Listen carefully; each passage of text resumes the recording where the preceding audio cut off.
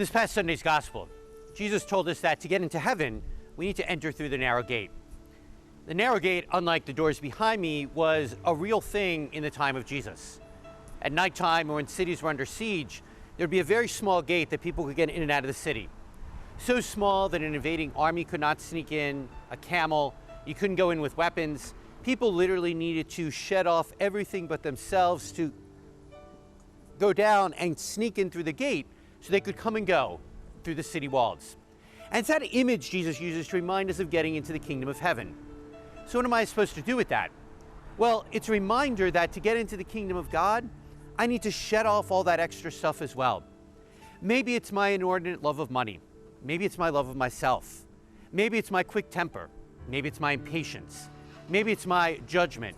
Whatever it is, that extra baggage that we've picked up through life that prevents us from getting into the kingdom of God. And that's a great image for all of us, because we all know that throughout life, things build up in our hearts.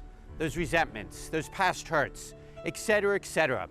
But Jesus reminds us in the gospel today that those things are the things we need to let go of so that we too can stoop down and squeeze into the narrow gate of heaven.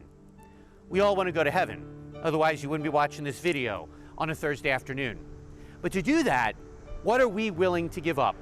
What are we willing to let go of? What do we need to shed so that we too can squeeze in that narrow gate of heaven? Jesus reminds us that to get to heaven takes an effort. Are we willing to make that effort to let go of what is hindering us from finding our way into the kingdom of God? Not a homily, not a sermon, just that little jolt of faith we may need to get through the week.